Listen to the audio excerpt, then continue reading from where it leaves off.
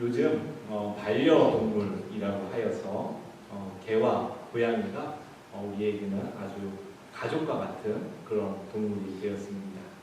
그런데 개와 관련해서 참으로 재미있는 이야기가 있습니다.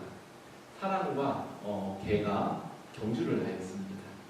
그랬더니요, 개가 열심히 뛰어서 사람보다 먼저 들어오게 되었습니다. 그러자 사람들이 이야기합니다. 참, 저 사람은 개보다도 못한 사람이야. 이렇게 이야기를 합니다. 이번에는 개와 경주를 해서 이번에는 더 열심히 뛰어가지고 사람이 일찍 들어왔습니다. 그러자 사람들이 말합니다. 참, 저 사람은 개보다도 더한 사람이네. 이렇게 이야기를 합니다. 그래서 이번에는 참 속상해서 이번에는 개와 발맞추어서 같이 들어왔습니다. 그랬더니 사람들이 뭐라고 했을까요? 똑같다. 저 사람 참 개 같은 사람이네. 이렇게 이야기를 했다고 합니다. 예전에는 이 말이 좀 부정적으로 쓰여졌습니다. 그렇지요? 그런데 요즘은 이런 분들이 계십니다. 야, 개만큼이라도 대우를 받았으면 좋겠다. 이렇게 생각하는 분들도 요즘 보는 것을 종종 듣게 됩니다. 아마 이제 반려동물이 우리와 같이 아주 가족같이 되어서 그렇게 여겨지기 때문에 그런 것 같습니다. 옛부터 이 개라는 동물은 사람들에게 은혜와 충성을 아는 그런 동물로 인정이 되어 왔습니다. 그래서 은혜를 모르는 사람, 이런 사람들을 빗대어서 때때로 이제 개에 비유하여 이야기하기도 했지요. 그래서 이제 이런 재밌는 이야기 들으면서 저 스스로에게 한번 질문해 보는 겁니다. 나는 개 같은 사람인지, 아니면 개보다 못한 사람인지, 그래도 개보다는 나은 사람인지, 나는 은혜를 알고 살아가는 사람인지, 은혜를 모르고 살아가는 사람인지, 스스로를 한번 돌아보게 되는 그런 시간이 있었습니다. 그렇습니다. 우리에게 베푸신 하나님의 은혜, 그리고 우리에게 사랑을 또 나누어줬던 그 이들에게 감사의 마음을 이렇게 함께 나눌 수 있고 전할 수 있는 여러분 되시기를 부탁드립니다. 여러분 한번 따라해 보시죠. 감사하면 행복해집니다. 한 번 더 따라해 볼까요? 감사하면 행복해집니다. 예, 많이 감사하시기 바랍니다. 우리는요 지금 바울과 함께 터키 지역을 여행을 하고 있습니다. 그래서 지난주까지 우리는 비시디아 안디옥에서 있었던 일을 가지고 함께 나누었습니다.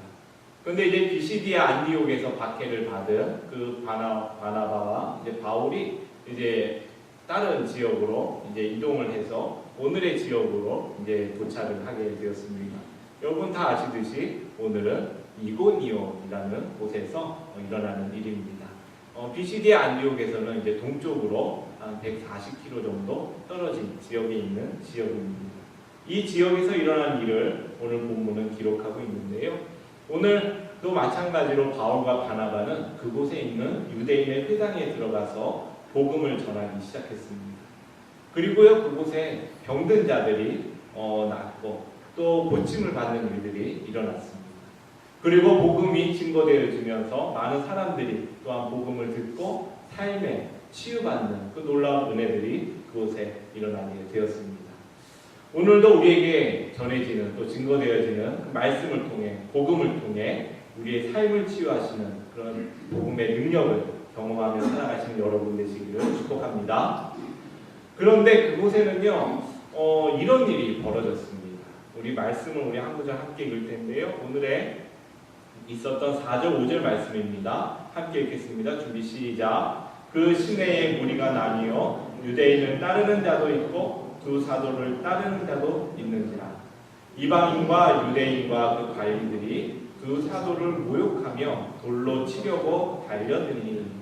오늘 말씀에 보니까요 복음이 증거되어진 곳에 두 부류의 사람들이 등장을 합니다. 어떤 부류의 사람들인가 하면 첫 번째로 복음을 받아들인 사람들이 등장을 합니다. 그리고 또 다른 사람들은 복음을 반대하는 사람들이 등장을 합니다. 그렇지요? 그런데 이들에게는요, 오늘 말씀을 쭉 읽으면서 보니까요, 한 가지 공통점을 발견하게 됩니다. 복음을 받아들인 사람도, 복음을 반대하는 사람도 한 가지 공통점이 있는데, 여러분도 한번 생각해 보시지요. 어떤 공통점이 있을 것 같습니까? 그들에게는 열심이 있었다는 겁니다. 참 이상하게 들리실지 모르지만 복음을 믿은 사람들에게는 복음을 향한 열심이 있었습니다. 그리고요, 복음을 반대하는 사람들도 그 반대하는 일에 열심이 있었습니다. 말씀을 증거하는 열심도 있었고요, 그리고 말씀을 반박하는 열심도 있었습니다. 그리고요, 반대가 심하면 심할수록 교회는 더 기도했습니다.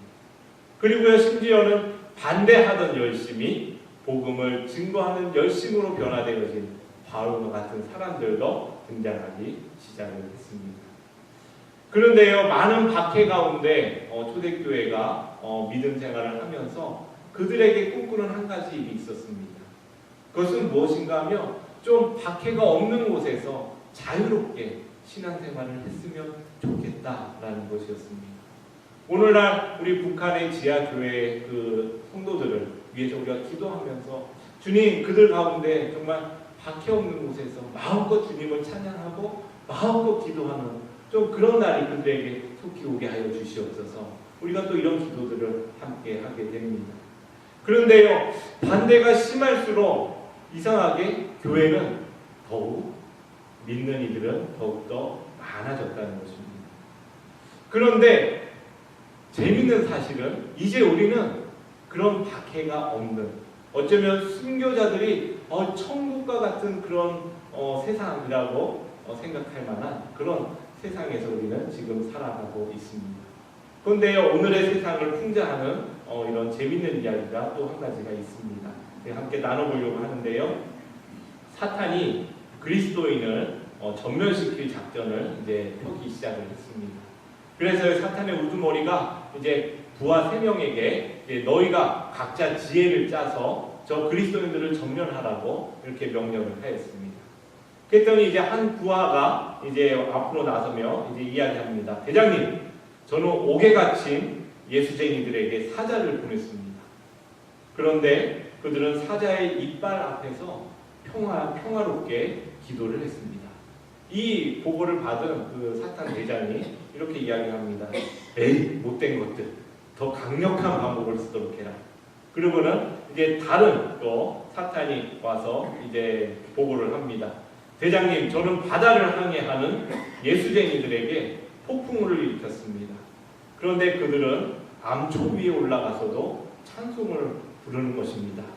그러니까 그 대장이 이야기를 합니다. 아유, 정말 악질들 같으니라고 허리케인으로 싹 쓸어버리도록 해라. 이렇게 얘기를 합니다. 이번에는요, 그 3번째 부하가 와서 나서면 이야기를 합니다. 대장님, 저는요, 교회를 찾아가서 3년 동안 모든 일이 잘 되고 평안하도록 해주었습니다. 그랬더니 대장이 깜짝 놀랍니다. 뭐라고? 아니, 네가 지금 미쳤냐? 이렇게 이야기를 합니다.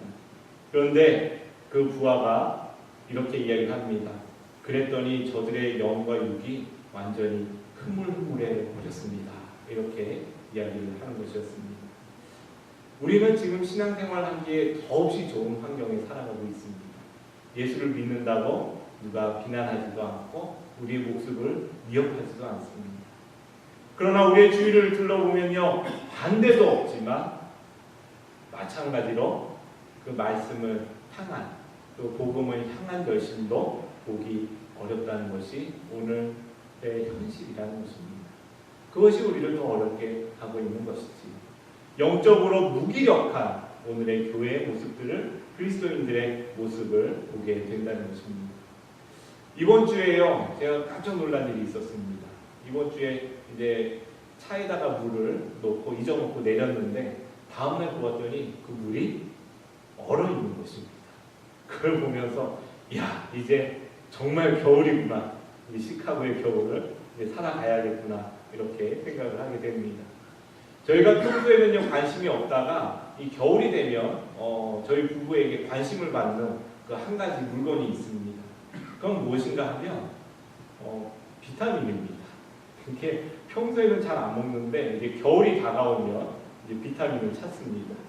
이게 햇빛이 부족하면 그 햇빛을 통해 공급받는 비타민을 이제 공급받아야 된다는 이야기를 어디서 들어서 그래서 이제 이때쯤 되면 비타민을 찾고 이제 먹게 됩니다. 가을과 겨울에는요, 이 낮이 짧아지면서 사람들이 햇빛을 받는 시간이 줄어듭니다. 그러다 보니까요, 활동량도 적어집니다. 그러면서 사람들은요, 무기력감을 느낀다는 것입니다. 그래서 가을과 겨울에는요, 많은 무기력감을 느끼는 그런 분들이 있다는 것을 여러 가지 조사에서 보고를 하고 있는 것을 보게 됩니다. 제가 몇 가지 질문을 드릴 텐데요. 여러분 한번 자신의 삶과 잘 비교해 보시기를 바랍니다. 요즘 일을 하는 것에 대한 흥미나 재미가 거의 없습니다. 혹시 이런 분들 계십니까? 제 기분이요, 자꾸 가라앉고 절망적인 생각이 자꾸 듭니다. 또 혹시는요, 잠들기 어렵거나 자꾸 깨어나거나 아니면은 잠을 너무 많이 잡니다. 늘 피곤하고 기력이 없습니다. 밥맛이 없거나 폭식을 합니다. 내 자신이 자꾸 인생의 실패자라고 느껴지면서 나는 왜 이렇게 못났지? 이런 생각이 들기도 하면서 스스로에게 상처를 줍니다. 심지어는 나 때문에 내 가족이 너무 불행하게 되었다라는 그런 생각도 들기도 합니다. 자꾸 긍정적인 생각보다 부정적인 생각이 더 많이 듭니다. 혹시 요즘 생활 가운데 그런 분들 계십니까? 겨울에 감기가 유행하듯이요, 이 가을과 겨울이 되면 사람이 육체적으로 그런 무기력감을 느끼면서 부정적인 생각을 많이 하게 된다고 합니다. 그래서 겨울에는 감기가 있다면 또 겨울에 또한 마음의 감기 또한 찾아오는 우울한 감정이 우리들에게 찾아온다라고 이렇게 이야기를 하고 있습니다. 혹시 그런 분들이 계시다면 몸을 조금 더 움직이시길 바랍니다. 그리고요, 좀 힘드시더라도 한 30분이라도 야외에 나가서 조금 걸으시길 바랍니다. 아니면요, 그리고 사람들과 친교의 시간을 좀 가지십시오. 거리가 멀어서 만나지 못하면 전화라도 하셔서 같이 이야기를 나누시길 바랍니다. 우리가 겨울에 우리 육체가 그거는 자연의 리듬에 따라가는 것이기 때문에 무기력해집니다. 하지만 그 무기력에서 우리가 빠져들지 않도록 조심을 해야지. 그런데 마찬가지로 우리에게는 영적인 무기력이 또한 찾아온다는 것입니다. 이것은요, 봄, 여름, 가을, 겨울이 없습니다. 그거는요, 어느 순간에 우리 내면에 불쑥 찾아와서 자리를 잡고 있습니다. 그래서요, 영적 무기력은요, 하나님의 은혜가 너무나 값지고 귀한 것임을 아는데도 그런 마음들이 어느 순간 흐지부지해지는 것입니다. 이제는요, 하나님의 사랑, 주님의 사랑, 그런 이야기를 듣지만 마음이 그냥 무감각합니다. 이제 주일이 되었습니다. 주일이 되었는데 아유, 벌써 주일이네? 그러면서 습관적으로 아무 기대감 없이 교회에 나오게 됩니다. 그리고요, 말씀을 들으면서도 내 마음에 아무 감동이 없습니다. 혹시 이런 분들이 계십니까? 그렇다면 마음에 한번 스스로 질문해 보시기 바랍니다. 혹시 내가 영적 무기력증을 경험하고 있는 것이 아닌가? 혹시 내가 지금 영적으로 너무 무기력한 게 아닌가? 라는 그런 생각을 한 번쯤 해보시기를 부탁드립니다. 그렇다면 우리가 우리 삶에 다가오는 이런 영적 무기력을 열심히 없어지는 모습들을 우리가 어떻게 이기며 살아갈 수가 있을까요? 오늘은 그 말씀을 조금 더 나누고자 합니다. 우리 다음 3절, 오늘 읽은 3절 말씀인데요. 우리 함께 읽습니다. 준비 시작. 두 사도가 오래 있어 주를 힘입어 담대히 말하니 주께서 그들의 손으로 표적과 기사를 행하게 하여 주사 자기 은혜의 말씀을 증언하시니. 여러분, 여기서 두 가지를 주의 깊게 보시기를 바랍니다. 사도들이요, 담대히 말을 했습니다. 그런데 무엇을 힘입어 담대히 말을 했습니까? 주를 힘입어 담대히 말했다는 것입니다.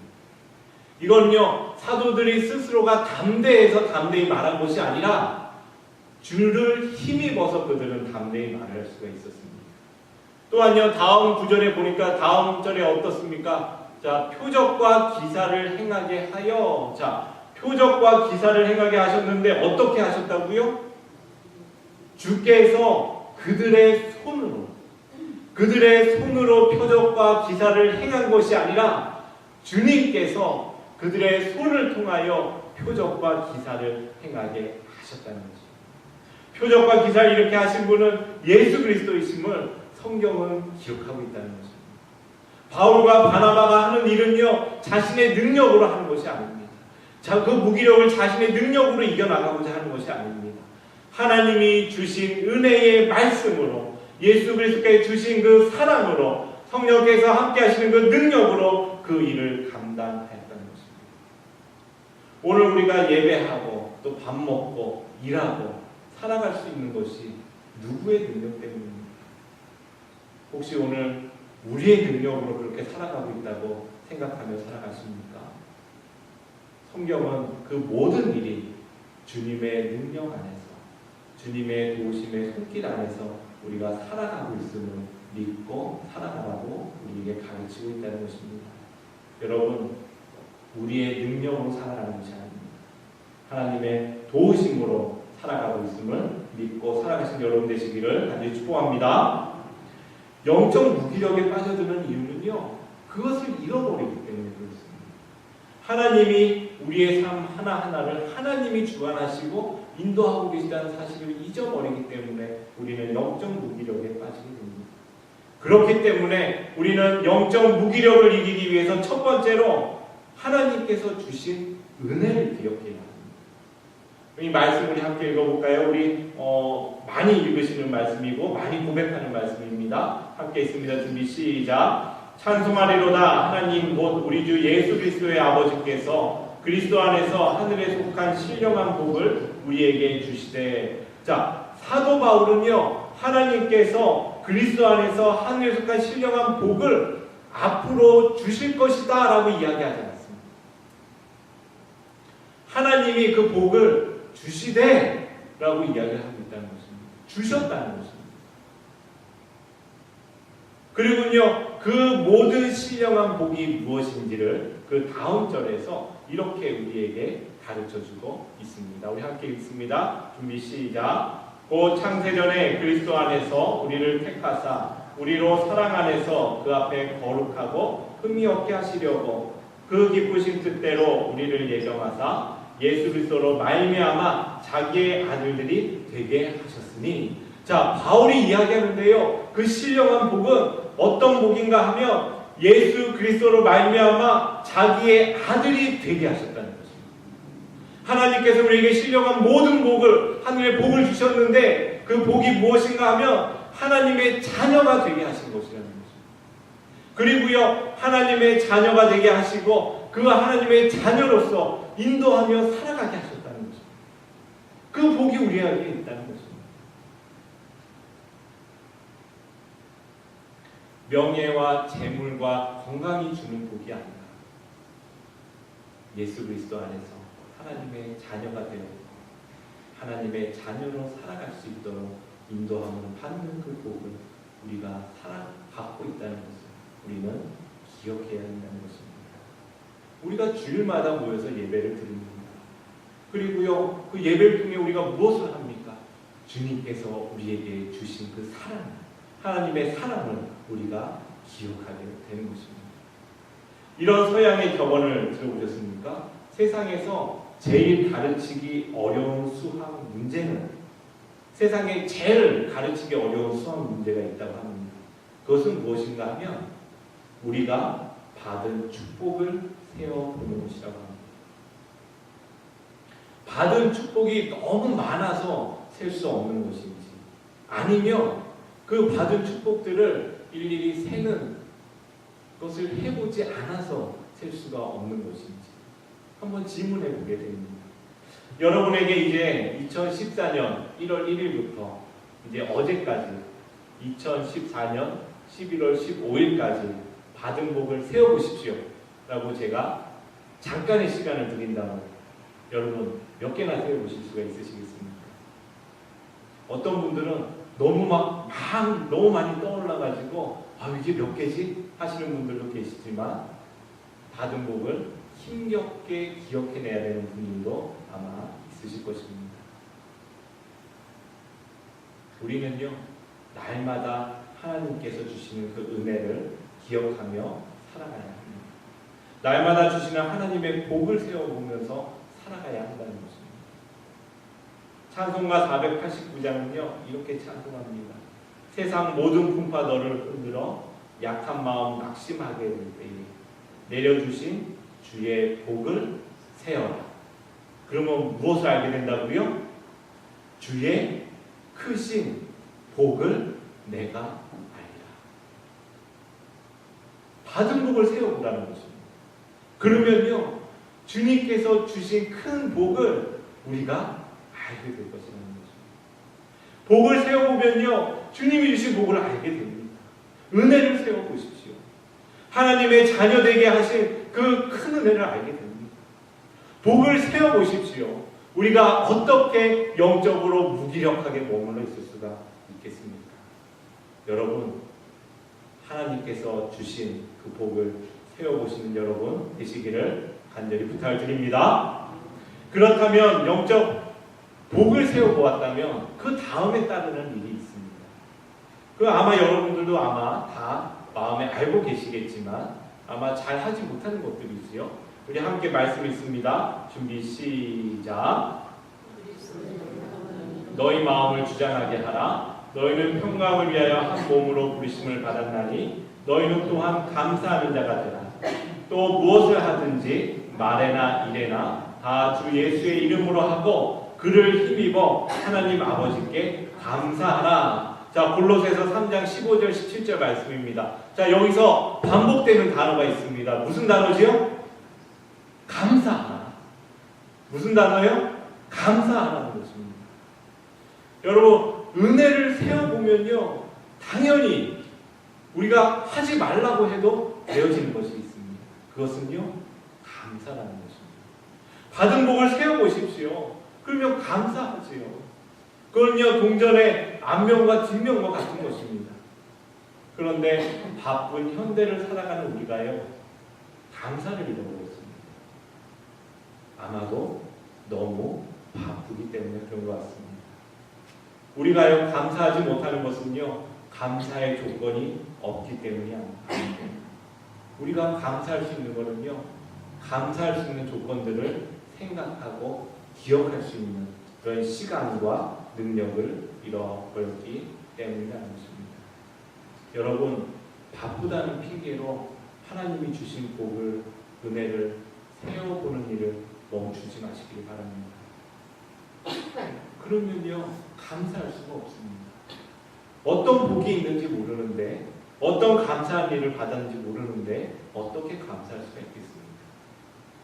제가 앞에서 여러분 감사하십시오, 감사하십시오, 감사한 일을 습관으로 만드십시오라고 아무리 이야기를 해도 그분이 감사의 조건이 무엇이 있는지 모른다면 감사할 수가 없지요. 감사는요 억지로 할 수 있는 것이 아닙니다. 감사는 은혜를 아는 사람만이 할 수 있는 것입니다. 감사를 위해 하나님의 은혜를 깊이 묵상하는 여러분 되시기를 주님의 이름 다시 한번 부탁을 드립니다. 여러분, 이 종이를 한번 다 가지고 계십니까? 2014 감사의 기억들이라는 그러한 프린트물을 제가 준비를 해놓았습니다. 다음 주일은 추수감사주일입니다. 그냥 주일이니까 오늘 와보니까 추수감사주일이네 이렇게 맞이하시는 것이 아니라 이번 한 주 동안 하나님께서 우리 2014년 가운데 주신 감사를 조금 더 구체적으로 적어보시길 바랍니다. 그런데요 제가 방법을 하나 알려드릴게요. 그냥 하시라면 어려우시잖아요. 시작은 11월부터 하셔야 됩니다. 아셨습니까? 가까운 데부터 하셔야 됩니다. 1월부터 하시면은 1월에 뭐가 있었지? 이러십니다. 그러지 마시고 11월부터 가장 가까운 것부터 기억하시면서 그곳에 한번 이번 주에 적어보시길 바랍니다. 제가 여러분 너무 칸을 많이 드리면 힘들 것 같아서 한 달에 딱 4가지씩만 기억하시고 적어보시길 바랍니다. 야 정말 하나님이 나에게 어떤 은혜를 주셨지? 하나님이 올 한 해 가운데 나에게 구체적으로 어떤 감사의 제목들을 주셨지?